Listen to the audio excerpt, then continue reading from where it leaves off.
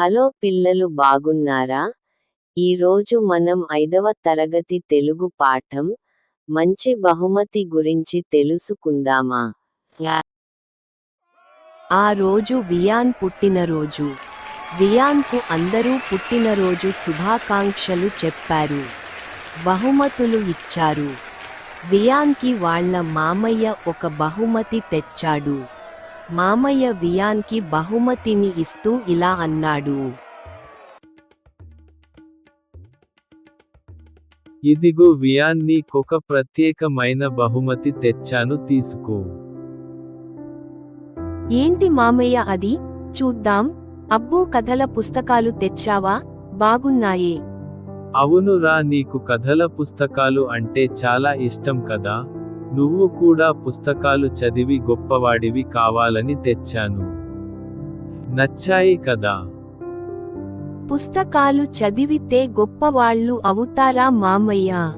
పుస్తకం చదువుతుంటే చాలా హాయిగా ఉంటుంది, వినోదంగా ఉంటుంది కదా మామయ్య? నిజమే. వినోదంతో పాటు బోలెడు విషయాలు తెలుస్తాయి. మీకు తెలుసా, మన మహాత్మా గాంధీకి పుస్తకాలు అంటే చాలా ఇష్టం. తన ఆలోచనలను పుస్తకాలే ప్రభావితం చేశాయని ఆయన చెప్పేవారు. పుస్తక పఠనానికి ఎక్కువ సమయం వెచ్చించేవారు. The kingdom of God is within you అనే పుస్తకం తనని అహింస వైపుకు నడిపించిందని బాపూజీ చెప్పేవారు. తన అభిప్రాయాలు ప్రజలంతా చదివి తెలుసుకోవాలని గాంధీజీ ఎన్నో వ్యాసాలు, పుస్తకాలు రాశారు. అందుకే గాంధీజీ అంత గొప్పవాడయ్యాడన్న మాట. అవును. పుస్తక పఠనం అలాంటిదిరా. అంతెందుకు, భగత్ సింగ్ ను ఉరి తీసే ముందు నీ కోరిక ఏమిటో చెప్పమన్నప్పుడు ఆయన కోరిన కోరిక ఏమిటో తెలుసా నీకు? ఏం కోరాడు మామయ్య? తనకిష్టమైన లెనిన్ రచించిన రాజ్యం, విప్లవం అనే పుస్తకాన్ని చదవాలన్నాడు. తనను ఉరి తీసే ముందు తనకు ఆ పుస్తకాన్ని చదవడానికి కాస్త సమయం ఇవ్వమని అడిగాడు. పుస్తకం పూర్తిగా చదివాక ఉరి కంబం ఎక్కాడు. పుస్తకాలు చదవడం అంటే ఆయనకు అంత పిచ్చి. తెలిసిందా? నాకివన్నీ తెలియవు మామయ్య. చాలా ఆసక్తిగా ఉంది. మరికొందరి గురించి చెప్పవా?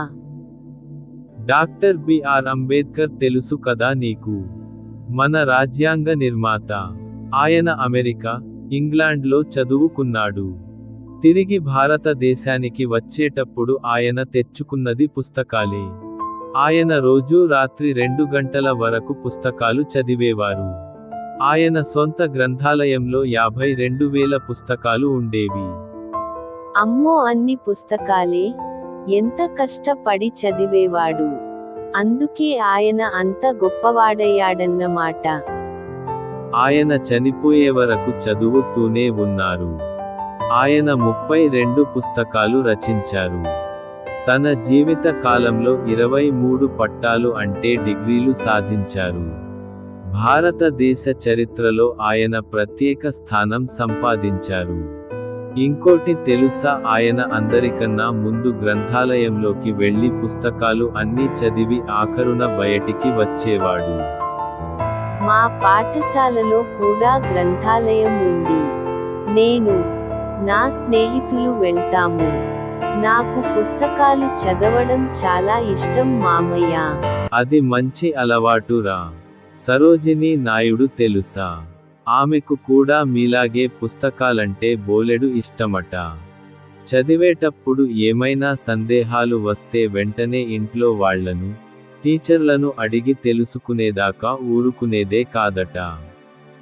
13 ఏళ్లకే సరోవర రాణి అనే పుస్తకాన్ని రాసి అందరితో శభాష్ అనిపించుకుందట. మా షీను కూడా అంతే మామయ్య. పుస్తకాన్ని చదివినంత సేపు ఇదేంటి, అదేంటి అని ప్రశ్నలు అడుగుతూనే ఉంటాడు. అలా అడిగి తెలుసుకుంటేనే మనం చదివేది అర్థమవుతుంది. మెల్లమెల్లగా చదవడం ఒక అలవాటుగా మారుతుంది. మన రాష్ట్రపతి డాక్టర్ ఏపీజే అబ్దుల్ కలాం తాను అంత అత్యున్నత స్థాయికి చేరడానికి పుస్తకాలే కారణమని అన్నారు. పుస్తకాలు శాశ్వత స్నేహితులు అంటారాయన. నిజమే మామయ్య. పుస్తకాలు మనకు చాలా విషయాలు నేర్పుతాయి. మా బడిలో మంచి పుస్తకమే మంచి స్నేహితుడు అని రాసి ఉంటుంది. అవును నిజమే, పుస్తకాలు నిజమైన నేస్తాలు.